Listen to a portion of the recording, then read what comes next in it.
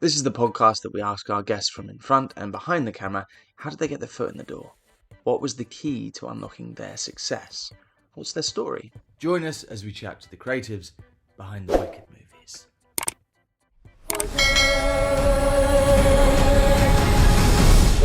In terms of you guys have worked together over many years. Yeah. I'd love to ask, my podcast is usually about how people's careers begin. And in terms of the stepping stones, what was it that, drew you to casting and wanting to get involved? Was it the first thing that you wanted to do in the film industry?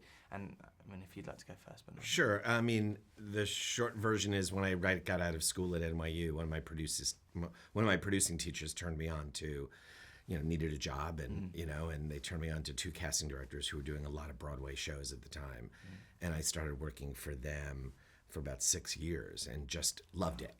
Started developing my taste, and I just connected so much to what actors do. And I was blown away by what they did. Yes, I studied acting in college, but I knew quickly I'm not going to do that. So to be in this position where you can try to help actors, open windows for people or guide them towards, a particular job, it's just thrilling. And every day it's different. And, and then I opened up my own office, and then Tiffany joined, and, we started doing more Broadway shows and movies and television. It's great. It's really fun. Yeah, I can tell that fun. everyone on this film seems really passionate, which seems ridiculous because you got to this point, you must be, but particularly on this film, everyone's like, I love my job, which is a great thing to see. Tiffany, for you, what was it, the first few Similar steps? to Bernie, I'd started in acting school because I loved the art form, but I quickly realized, this is the right art form, but had a wonderful teacher point me towards directing, so I graduated with my BFA in directing, moved to New York and thought, I don't know anyone, how do you get started? And answered an ad because casting seemed close to, the closest for the sort of internships of what I wanted to do. I didn't know it was a career. Personally, I didn't know that. And so we started working, and I just loved working with actors. I feel like that is the main reason you get into casting, is working with actors. And so that I felt very comfortable because I just graduated, from working with actors as a director. And so that was fantastic. We do commercials and plays, and I love looking at the actors through the different filters of the different mediums we worked in, because we're really lucky where we get to work in. I did video games, we did plays, musicals, and it just made me realize this is what I love to do. Well, you guys, not to go off topic from Wicked, but you guys do a show which has probably the biggest names in it, that Only Murders in the Building. There's always someone else you go, oh my God, how, everyone is in this show that's won an Oscar, or, Meryl Streep, or it's crazy. It must be so much fun when you get a project like Wicked where you go, right, okay, let's have a look at the book and see who we can get involved in these projects. And people want to work with Steve and Marty And Selena. So it's so fun. That one's a real... The brainstorming feels completely unleashed. We can really brainstorm, who on the planet. And it's nice to have a project where Yes. you're always saying that, and you can get those people, because they do want to do that. Who do we want, and who are we going to get? It's a little problematic for the other television shows we work on, because then everyone expects, well, you had them on Only Murders. It's like, well, it wasn't really us, that got them to do it, or, It's very funny. It's amazing. Yeah. In terms of advice, do you have advice for anyone going in wanting to get involved in casting and start their own career in the film industry? Sure, I would say, for casting, if there's a world where you can start working for a casting director, obviously starting out as an assistant, but even if there's not the job, start remembering the things that you're watching, whether it's television, film, theater, and take the notes and start developing your taste. So when you do have the opportunity to meet a casting director, and maybe you could work in their office somehow, you already have a sense of what the job is and the taste, because it really is a taste business. Well, it's art. And art is subjective, right? Art isn't easy, to quote Mr. Sondheim. But I think that is the most important thing, is to become a sponge and fall in love with the art form and fall in love with different styles of acting, different styles of genre, so that you can have your own artistic point of view. Because I think at the end of the day, that's what they want from us, is we are going to collaborate and we have to have a specific point of view. Yeah, 100%. The process as well, movies, theatre, but you guys have done a bit of everything. were there movies growing up that kind of influenced you and you were like, oh, that's really cool. I kind of want to know how that works. And Yeah, I remember. It's a good question. I remember being in. I'm aging myself, but in high school and seeing Deer Hunter, and wanting to know who all those actors are. You know, I mean, whether it was John Savage or Meryl Streep, you know, all of these. Sure, I knew who De Niro was, you know, already because I had maybe seen Taxi Driver, but there were just, you know, Chris Walken. There were so many, like they still stay with me, those images of like, who are those people? And you know, that was a time when you didn't have the internet. So you couldn't go home and look it up. You know what I mean? If you didn't see it on the cast crew on the list at the end of the movie, you were screwed. You know, and so I just remember trying to hold on to those kind of feelings when I would see a movie. That's an incredible film. Yeah, it's really it's good iconic. movie. Yeah. But it's funny that came out once and that was a new movie. You know, it feels so sort of embedded, doesn't it? It's like Jaws or these films. Do you have any movies that kind Definitely. I read The World According to Garp until the paperback fell apart in my hands so much in high school. And seeing the film, because you're imagining these characters, right? You're imagining them. And then when you see the film, like putting that together, how... Because you know everyone's chosen, right? I was acting in plays in high school. I understood auditioning and getting parts. And then also I'd have to say The Big Chill. Yeah. Oh, so good. But see, like that not to, you know, those were two movies for me, and I had already started like working as an assistant, and I remember going, oh, look who's playing in and Garp, Glenn Close. I just saw her in Barnum, you know, which was a musical on Broadway that wasn't a big deal. But it was right at that time when those New York actors were all crossing over and getting the movies, like Big Chill, you know, Bill Hurt, who was he? Oh, I saw him in Children, you know, I saw him in a play at Circle Rep. So those, you know, just great memories. Yeah, I guess that's what it's all about as well, like seeing or spotting a performance, whether it be on stage or in a film or whatever it is, and going, who's that? I feel like maybe they could, and that's so and we much do that fun. today. Yeah, you know what I mean? There's, you know, I mean, like Cynthia started in stage, you know, Color Purple Everybody in over Wicked. here. Yeah. People always ask me. Ariana voices. was in 13. I saw that. You know what I mean? It was just Johnny, same thing. So I'm in Company in everybody, London. our whole cast. Like Bach, you're obviously, constantly Marissa. doing that. You know, whether they're gonna get the job right at that moment or it's gonna be 3 or 4 years later, like Ethan Slater. We knew we put him in shows, we've seen him in shows. We just didn't have a movie that he was right for or that he got. And then, you know, then there was this one. This is a question that all actors, a lot of people listen to my podcast or watch my podcast, they're actors and they want to know what the key is. And I know there isn't a key, but I'm an actor myself, and really this question's for me. But in terms of getting in the room and being auditioned by you guys, how can you get your foot in the door as an actor to be seen? I mean, I think you have to do everything. You have to say yes. You have to just immerse yourself in the industry, because then if you get that off Broadway or off West End play, and I read a review, right? Like I read reviews if I'm not in the town where it is, because I want to be hearing what's going on. That could be the little thing, right? Like I think of Amir Arison, who did that little play, and then suddenly we were like, everyone wanted him, or Peter Merrick had that too, right? Where he was, you read a review and you were like, who is this? So now you start to seek that out. One, if you can get tickets to the play, or if you can even watch B-roll. So just saying yes, being part of something. And now it's such a good time for actors. I know it's never been easy for actors. Let's just be honest. It's never been easy.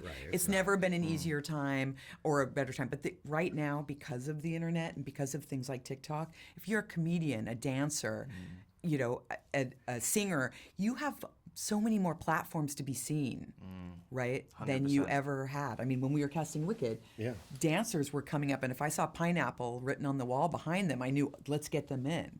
And that's just TikTok. And the other thing is knowing, you know, just to add to that, and that was great, Tiffany, was it is a business.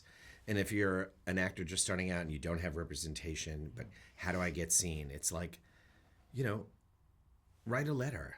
You know, write a business letter, you know, and I don't mean business, but a personal letter that lets us know who you are, you know, and it's not like, hi, I want to star in Wicked. You know, that's not the letter, but we get those too. It's, you know, I know you don't know me, but I'm blah, blah, blah. If you're ever looking for an understudy for this project, or you're looking for someone to do some of the small roles, I'd love to be seen, encloses a link of something that I did. You know what I mean? It's it's help me remember you. I always say to another actor. It gives you know us what I mean? context for where you're coming from. I think also we have to even start before that, because acting, when people are good at it, it looks like behaving. I don't think anyone goes to the Philharmonic and says, tomorrow I'm going to move to Berlin and I'm going to be a cellist. Right? You see what acting, you do go, I'm going to move to LA or I'm going to move to New York, just because you want to be a part of that. So it is a craft, right? It's an art form. And so I really think, forget about fame. Let fame be an embarrassing byproduct of good work. Pursue the work. Get into a class that kicks your butt. Figure out your point of view. At the end of the day, every artist has to have a point of view. Love that. Does that do what I think it does? No! No way! I'm obsessulated. You guys cast this movie. That is a huge job, and it's right at the kind of beginning of the process. How do you go about finding these characters, these key players? Because this is a show that people love. It's been around years. Yeah. What is the first step of finding these amazing actors for these parts? One of the exciting things at the beginning working with Mark Platt, because we also cast the Broadway show for the last 20-something years. Right. So we know who these two women are. Let's start with those witches, right? And John and Mark were so open about, let's see the world. Let's see stars, non-stars, women just coming out of school. So, how we started was just brainstorming. Of course, we're making our lists of the women we know that sing, because we work on a lot of musicals. And you're just trying to get them in, which is, part of the problem, trying to find the time that they're all available to come in and audition, and then see all the new people. I mean, it was just so exciting. It was fun to be able to explore. You often can't do that in a feature film, right? You need to get certain elements in place to get the green light, right? And you don't have time. And this time we really were given the chance to explore. And also, these two films were shot back to back, so it's a long process as well. So to tie down an actor, especially if they're a big name, Right. you've got to kind of convince them of this. But the first one came out, it's a huge success. Now everyone knows it's great, but trying to tie actors down that are big names, is that a tricky one? Like fitting out the schedule and coming over to England? And oh yeah, that's the hardest thing. You know what I mean? There's the creative part of like finding the people that you want, but like on any movie, and especially this one, it was, okay, are they going to be available to shoot? I remember Michelle, had just won the Academy Award. She was already committed to so many projects. And same with Johnny. It was really a scheduling feat to try to get people to commit to it. And this sounds like a strange thing to say, but the performances in this film are incredible. I know. It sounds like a stupid thing to say, but they really are. Like when I was watching it, I was thinking, there's no reason for it to be, like, you could panto it up, you could be a bit hammy with these parts, but they're all incredible. They're like Oscar-worthy performances in this. I know there's a temptation to maybe, if you're playing Captain Hook, ham it up, or was it always to reach for that, to have that it feels so real, that all the performances I think we were really looking for actors who had the essence of the character and felt Aussie, and so that it would be grounded in a reality. We were really creating a world that you could believe in, because it has so many, as a piece, has so many important things to say about, our society and our world that we live in, but you have to also believe in Oz. And so I think that finding actors with the essence of who the character is that lives within them. And John always said, even though they have to sing amazing and there is all these larger than life kind of moments, like you mentioned, he wanted that vulnerability. He wanted that honesty, and what is so beautiful about Cynthia and Ariana is how they listen to each other. I'm always amazed watching the first one again, and I've seen the second one, of course, of how they just are present. And the listening allows you as an audience member to just dive into the movie with them. So then when it's the large stuff, you're just with it emotionally. 100%. And their performances together as well. The way they are listening, as you say, but they really sort of connect and bounce off it, and you believe that relationship. And that's something that if you didn't believe that, the whole thing would kind of fall apart. But they're just... That's what it's really about, right? It's their connection. And I think during the audition process, they both specifically really showed us that they understood the legacy of Wicked and understood the relationship was the most important thing. And I think that made it really key for us to go, this is the right pair. You spend so much time watching the movie. I'm thinking, because I just saw it again, of like, you can't wait till they're together. You know what I mean? Obviously, they have a journey separately in the movie, but you just, as an audience member, and that's the greatest thing about movies, right? When you feel that, and they just make you do that. And I'd never seen, I'm going to admit this, I'd never seen the stage musical. So watching this, everything was a surprise. Oh my God. You're like, oh my God, oh, that's the best. Especially in the sequel where there's moments where obviously the Wizard of Oz crosses over as well, and there's loads of really lovely little moments where you're like, I did not see that, oh wow. Like, right, that's what happened? Yeah, really, really enjoyed it. Absolute brilliant work from everyone. It feels like such a team effort as well. You watch it, and I said this to the guys I was speaking to earlier about the visual effects and the editing, that everything just comes together beautifully. And I guess that's the that's whole John team Chu. effort. And Mark Platt, I have to say. They both just said always, this is a collaboration of all departments. And I don't think we've worked on a movie together where I know the whole team. And I'm not talking about the actors, of course, but all the other creative parts. And that was Mark and John. They just were like, we're all doing this together. And that's what shows. It's the Wicked Witch!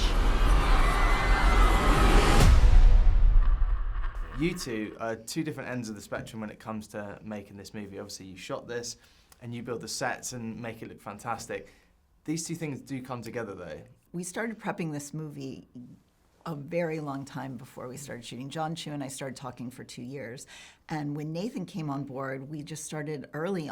As the second he joined, the three of us were on Zoom together and just talking about ideas and emotions and themes. And so that John's this really emotional storyteller. And so every choice he makes is based off of emotion.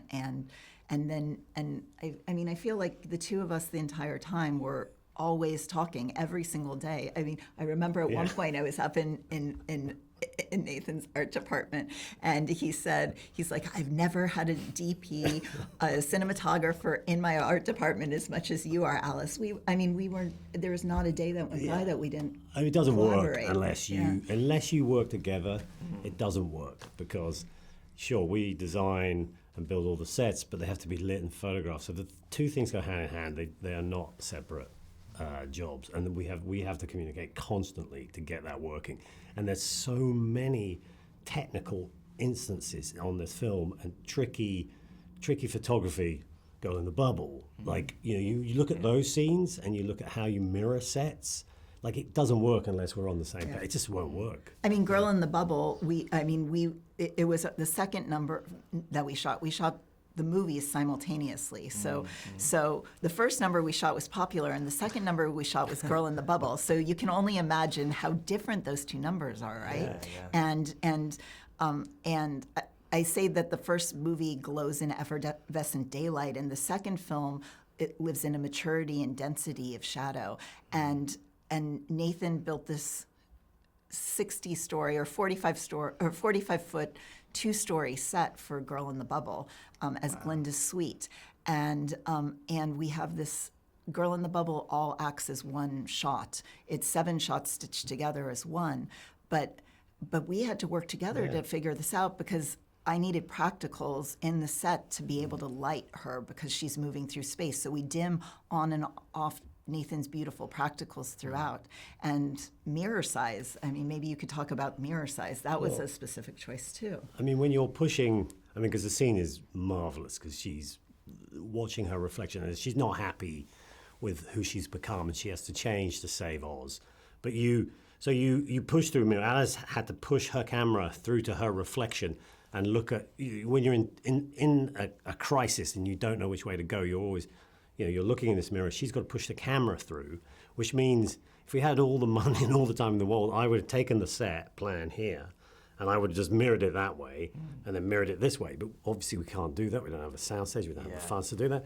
So when you push through this side of the set, she's got to come through the wall with a camera, and then we have to bounce over here so the reflection works and continuous that shot. So you You do that 7 times, and that is very tricky. And hopefully it goes a little unnoticed when you see the sequence. You've seen the film. Yeah. And you only really you only catch it when you're in the Hall of Memories, right? You catch it a little bit because of the space. But it's kind of interesting. But we did. The scene starts where Glinda walks from the closed balcony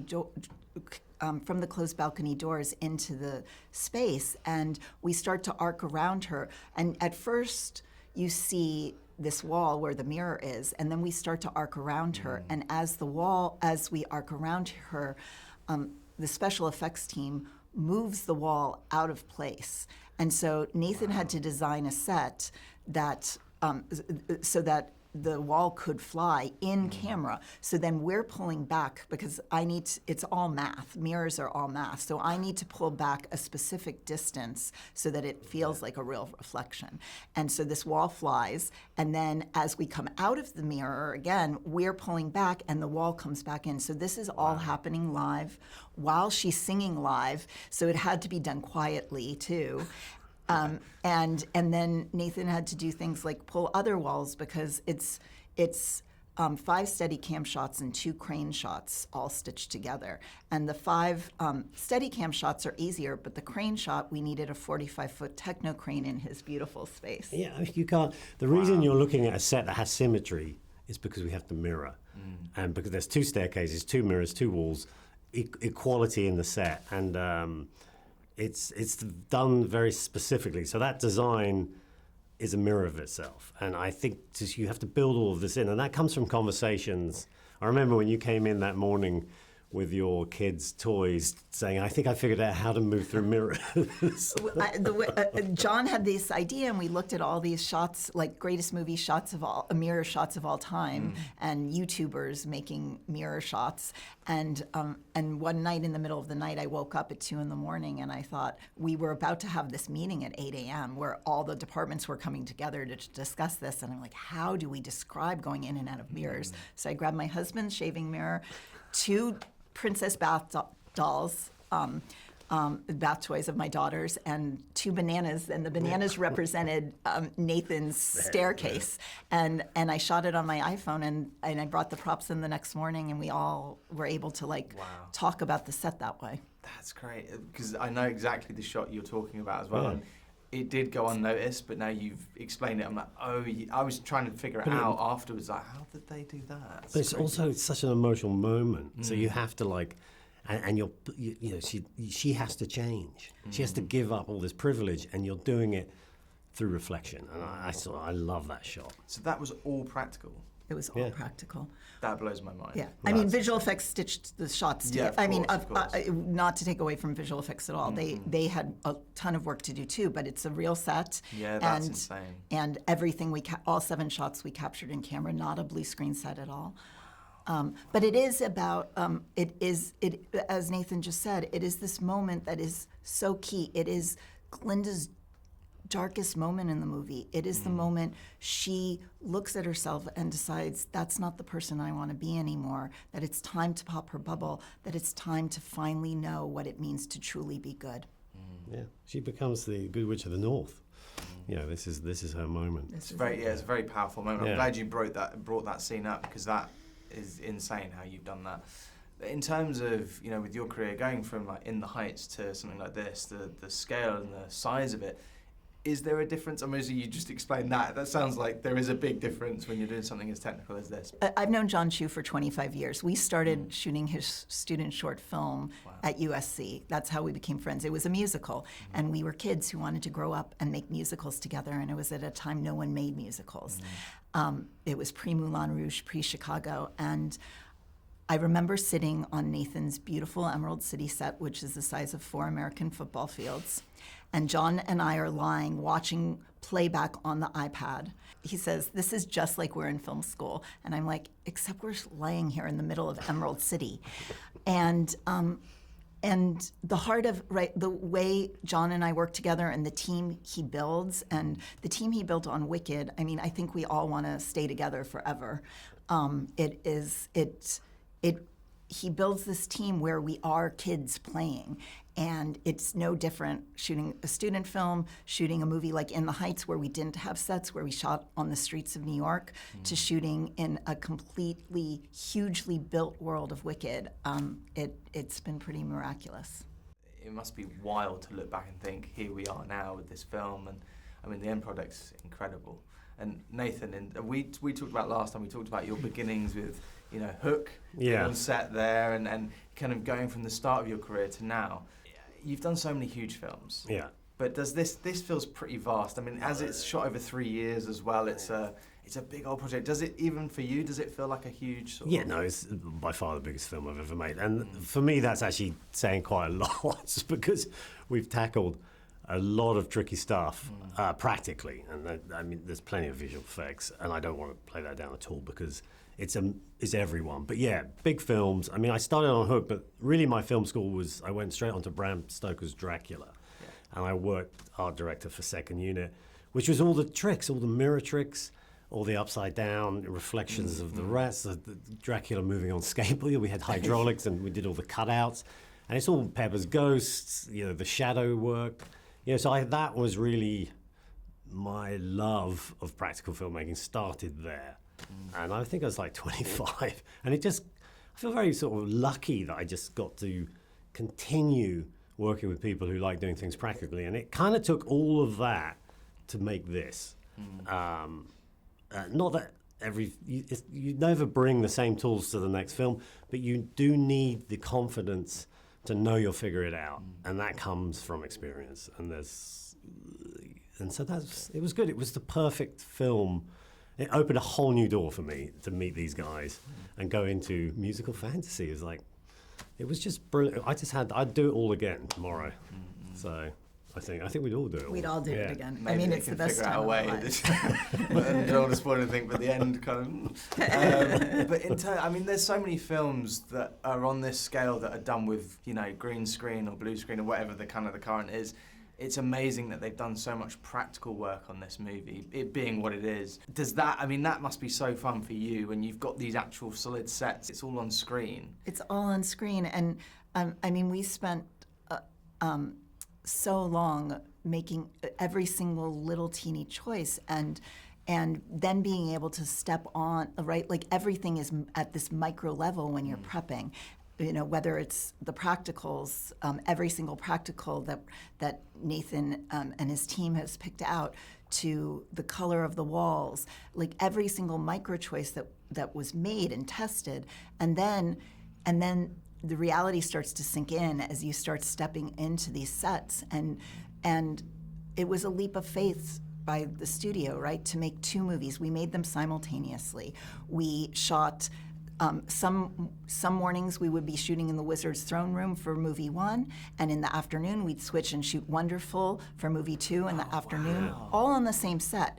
But Nathan's sets were so vast that I was able to, and both movies are lit very differently. We had 2 different approaches for each movie, and we had to track that throughout. And so we had lighting setups for movie 2 that we dim off and certain units. And luckily the sets were big enough that we could have both kinds of lights set already pre-rigged. And then we'd dim them on, we'd switch the lighting setup in the afternoon, and tracking all of that, and the studio taking this huge leap of faith to be able to do both movies simultaneously at the same time without knowing what the box office of the first movie would be. Did all right, so you know, you're fine. That's insane. I didn't realize it was actually simultaneously. I thought maybe you shoot the first one, then you shoot the next one back to back, but it was all mixed in. We only had Jeff Goldblum for 4 weeks total. Oh my god! So for both movies total. Wow, Yeah. That's insane. Wow, that must be a real head fuck for the actors when they're trying to figure out where they are, what they're doing, and. But at least we can give them real places to sort of, so they can dive into these places and be their characters. And I think, you know, the balance of digital work and practical work needs to be equal. And so, and it also, for you, the audience, it makes you feel like there's a handmade feeling to it. And that sort of relates to the nostalgia of you know, The Wizard of Oz and Wicked, because we have to be careful. We're treading on you know, generations of people's love of Oz, so we have to give it a handmade feel. And so if you put enough practical in, you light that practical set, then you're kind of touching a little bit of that, because it is handmade. It's scenics and painters and sculptors, and I love that. And there's like this old-time simplicity, old Hollywood simplicity to the way we made this movie. And you know, you get the script for Wicked, and you there's endless possibilities and endless choices. And the reality is, it's a film about, it's a love story between Elphaba and Glinda, between two best friends. And so we did everything did want to feel handmade and leaving a handprint on your heart the way the For Good says. And so yes, we can go huge and epic and vast, but then we're very intimate and close, and being able to be in real sets versus a blue screen world where you feel them in their environment, and we can move the camera 360 degrees because there's real sets everywhere, and we can get as close as we want to and then pull back wide and see the vastness of Oz. And so there's this careful balance of close and wide and epic and vast and intimate, and it does feel like a handmade movie. 100%, and the continuity, as you say, it's lit differently, but it still feels like it's been made by the same people with the same, you know, love behind it.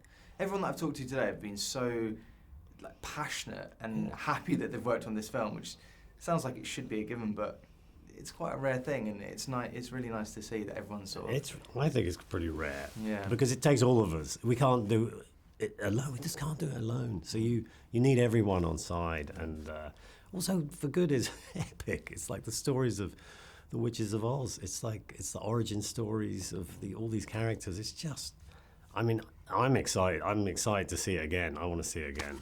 So. And there's this visual heartbeat that intricately weaves camera and lighting and production design and costume design and makeup. It intricately weaves it into one. And so one whole movie, even though each film is its own distinct movie, when you step back and look at it as a whole, every intention and choice is clear and vibrant and beautiful. No, it certainly is. It's an incredible film. And you guys are in two very different fields. What would your advice be for someone that wants to become a cinematographer, for instance? Actually, you talk first. Do you want to go, someone that wants to be in set? I was getting ready to listen to something fascinating. Yeah, you're like... Yeah, come on. I want to become a cinematographer. No, I'm joking. How do you become a designer? Well, you need optimism, and you need positivity, you need a bit of talent and a lot of luck, and you have to if you're very young, you just have to go in, even though you don't know what you're doing, and you have to engage and push into the art department and just take on tasks that you're perhaps not comfortable with, because your career is all about doing things you're not comfortable with and finding solutions. So you might as well start off at the beginning with getting uncomfortable. So, fair play. Yeah. It's now your turn. It is now my turn. I mean, I knew I wanted to be a cinematographer when I was 15 years old. I fell in love with light when I was a little girl. And what I didn't realize when I was 15 and decided this was going to be my path is how heartbreaking it can be. And that the lows can be so low and you feel like you'll never come up from them. And when you're on your greatest highs, it feels like you'll never come down from them. But actually, my career has lived somewhere in between those highs and lows. And to find amazing people to be on this journey with, like John Chu, who I've known for 25 years, or Myron Kerstein, who I've done 5 movies with now, and now Nathan, like people who build each other up, and that was what was so special about Wicked, is we all felt safe because we could be uncomfortable together. There's a house, and it's flying through the sky. I'm off to see the wizard. Visual effects and editing feels like it comes hand in hand, but do your paths ever kind of cross behind the scenes when you're making the film? Oh yeah, I mean, 8 months of shooting in London, the rainy days of London, and it was. I was upstairs at Sky Studios, and oftentimes Pablo would be on the first floor, and I'd come down and see him, and it was like trench warfare, and where the fields were. Where Shiz was built in Emerald City. But yeah, and then we've spent, thousands of hours working with thousands of artists all over the world. So Pablo's basically been my lifeline for the last 3 years. Well, thanks. Same thing here. I mean, I think the idea is that, especially visual effects, in terms of storytelling, we're supporting everybody. And so it's, especially editing, we work together to give, John and Myron as much options, as many options as possible, as much material as possible, so that when we are in post, we never get into a situation where we say, wouldn't it be nice if we had this or that, and we don't have it. So, so it's been great. I mean, I think one of the most rewarding things is developing relationships, with all the filmmakers and kind of finishing each other's sentences. Of course. So, I mean, you guys did both films back to back, right? So what was the process from start to finish? What was the length of this whole thing? 3 years. Oh, Yeah, wow, 3 years. It's, when I first met Pablo, it was over a Zoom, of course. And Pablo had all these awesome guitars behind him. He plays a lot of music. He might send it to you at some point. But right away I knew I was working with an artist, and he was going to inspire me, and hopefully I will inspire him by through the edit. You have to try to click right away because there's no time. 3 years can go by like that, and it did, and so, and also the level of the world building and the CG characters, you don't have a lot of time to figure that out. Everyone's waiting. So even when I was first assembling the footage in London, as we were shooting, VFX was like, when are you going to have it ready? So, so you have to click, you have to inspire each other, you have to, for me, it was a big learning curve too. I didn't know anything about really big VFX shows. I was cutting more intimate work like Crazy Rich Asians and In the Heights, and now I was being asked to build Oz with Pablo. So I was learning a lot from Pablo at the same time. And so. Yeah, but at the same time, I think editing is where all this subtleness comes in. Because I kind of like the difference between a big musical when you're just sitting, far away from the action, and a cinematic experience when you're like this. And now you're starting to see, the subtleness of the performances. And so we pick it up right after that, and we learn from the rhythm of the piece and what John and Myron are trying to do. And we mirror that, because otherwise it's a shot and then visual effects and then a shot. So the whole idea is that behind kind of an organic kind of take on visual effects, that it's not really a creature show, it's another character show. Of course. Well, I can see how you guys work together, because even here you're giving each other space to talk and share. It's very, you can see you're a team. In terms of visual effects, this film it's huge. Some of the other films that you've done in the past, like The Lost World or Independence Day, they're huge films. But how does this compare in terms of sort of the number of visual effects shots and the size of it? The number of visual effects shots has grown. Like, for instance, if you go back to even the first Jurassic Park, you say, how many shots are there, do you think? There are 47 shots. Wow. Yeah. Yes, Spielberg, come on, let's go. Well, obviously technology has changed, and also the way you think about it has changed in terms of telling a story. Independence Day, since you mentioned it, had 152 shots. Wow. So that's it. So and then the Star Wars films have hundreds, and then we just keep going up and up until we end up with Wicked, where every shot is a visual effect shot, and 2000. Yeah, and this one is pretty much, for good, it's pretty much as much. Plus the complexity of some of those, sequences and shots. But I think what it is I don't think you change the way you think about the work.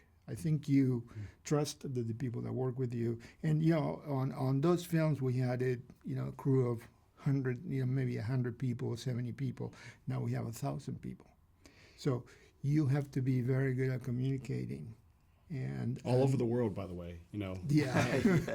That's right. Yeah. So you work 24 hours. So if you're working with London and Sydney, I think all of us, is the morning for London and the afternoon for Sydney. So you're working 24 hours. You're thinking about it 24 hours. But it's about trust, really. You trust the people that you work with, and you delegate. It's so interesting because I didn't really understand how you did it, because it was so complicated, and we would have one review in the morning for London, and then in the afternoon we'd have a second review, and I'm like, when is Pablo sleeping? Like, and how is he able to talk to all these artists and all these these coordinators, and just to so the infrastructure was so complex. Not to then you have the creative side, Sure. and But it's like your team too. I mean, you do have also a team of people, and you trust that the people that you work with are filmmakers, and they also support you in a way that, like, for instance, sometimes we'd be on a review, and especially towards the end, it's very difficult to see the work right before we present it. So you trust that your notes have come through, and then you're seeing it. But it is about communication and trust. Yeah, it must be. It's a real balancing act. And when you watch this film, it feels like everyone is at the top of their game. Everything about it just feels right. Yeah, it really is an incredible piece of work, and I'm amazed by how many people you say have worked on this film. That blows my mind. But in terms of the edit, when you're given, you go from In the Heights to something like this. They're both musicals, obviously, but very different in scale. Is that excitement? Is there a little bit of terror? What is the process that your mind goes through? It's definitely both terror and excitement to go from In the Heights to a film like Wicked. I ended up approaching a good friend and great editor. His name is Wyatt Smith, and he's cut a lot of Rob Marshall films and a lot of high-end VFX movies. And I approached him and I said, "How do you cut these big, visual effects musicals? Because you've done it." And he's like, "Don't do anything differently. Cut from your heart. You're a storyteller first." And so I just left that and said, okay, I'm going to approach this the same way. It's like, what is actually going to move me? What's going to give me goosebumps? What's going to make me laugh? What's going to make me cry? And then I'm going to use that to start to build out these beautiful sequences. And then I can go to Pablo and it's like, how do I do a cyclone falling on Nessa? And it's like, well, have you seen how cyclones work? And, what do you imagine the cyclone looks like when it approaches Munchkin Land? I'm like, okay, I see a shot that looks like this. And can we make a shot? And he's like, yeah, we could maybe make that shot. It might take 6 months. But so I was learning on the job, really, like how to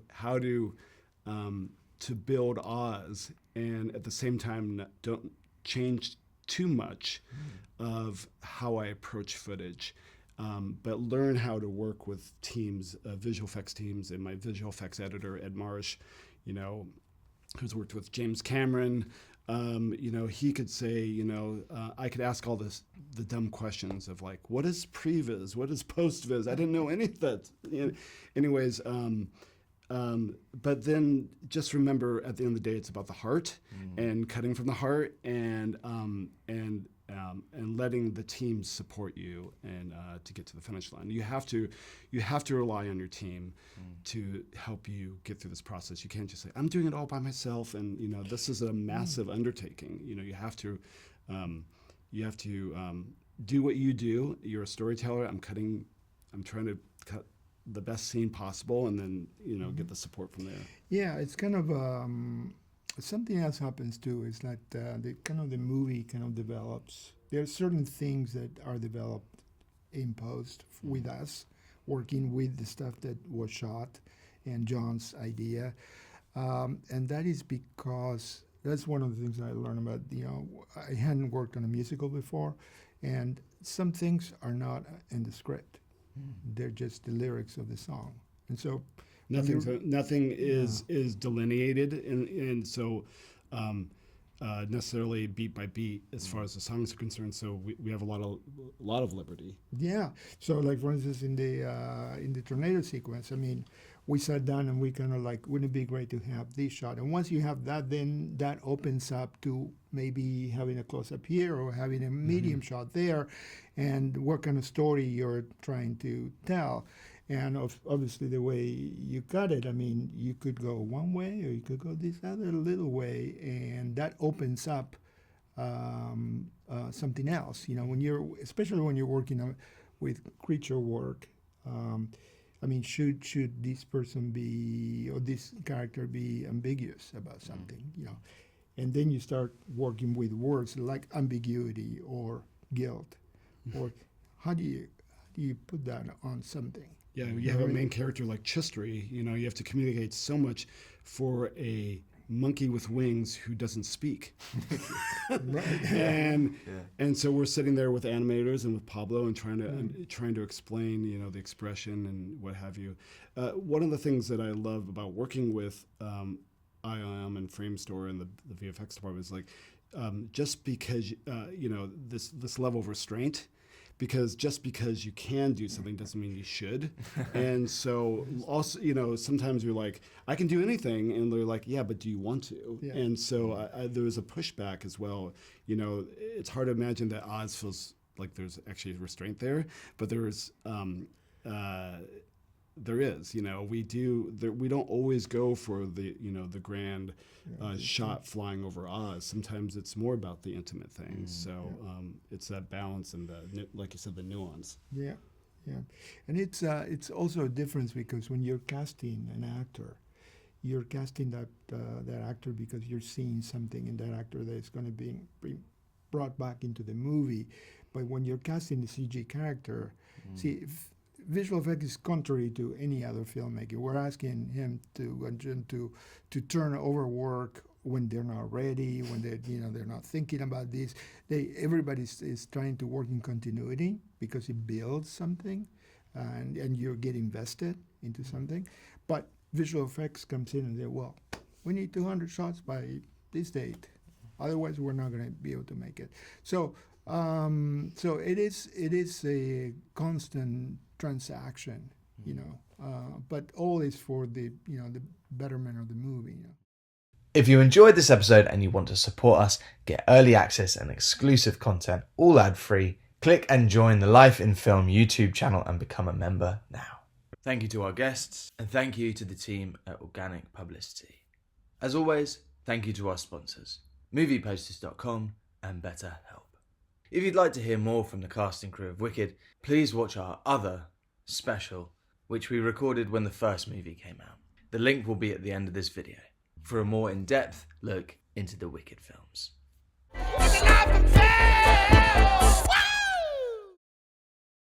Guys, thank you so much. Thank you very much. Real pleasure Thank to you. meet you both, and I'll be emailing you soon. Yes, I hope you do. Well, I'm glad to see you're both on a high right now, and congratulations, guys. Thank you. Thanks. Thank you. Thanks so much. Thank you, Nice to see you. It's just been really, Thank you. really inspiring. Really inspiring. Thank you, man. Thank you so much. Okay. Good luck with the film. All right, thank you. Oh, thank you. I think it'll do all right.